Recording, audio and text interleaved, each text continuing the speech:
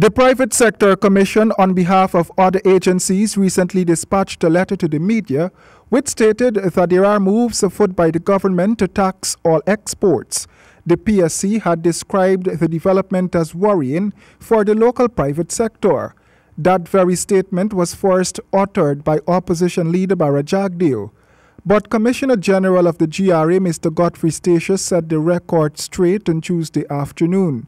He stated that there was never any move by the government to impose the VAT on exports. So I do not understand where people are getting the impression that exports will be subjected to VAT. There is nothing in the VAT Act that's saying that export must be subjected to VAT. In addition, you'll find that there's a series of ideas. Ideas is investment agreements between the government and the millers, whereby the machinery or their imports are subject to, they are imported free of VAT and free of the duties. So all I am asking is, if you are saying that you would be adversely affected, prove it to me. Mr. Statius pointed out that the government has considered the impact of all tax measures introduced and made all efforts to minimize production costs by ensuring that VAT is not charged or payable on items first in the chain of production and other major expenditure items. No one has brought any facts to show that they have been adversely affected. And thereby, I would like to lay rest that there are no VAT on exports.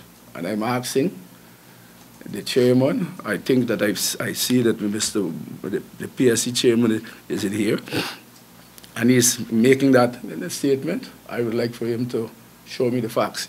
Regarding the contention that the government has disallowed exporters the right to reclaim the VAT paid on inputs used to produce goods and services, Statius explained that since the implementation of VAT in 2007, only exempted goods exported from Guyana would not reclaim input VAT.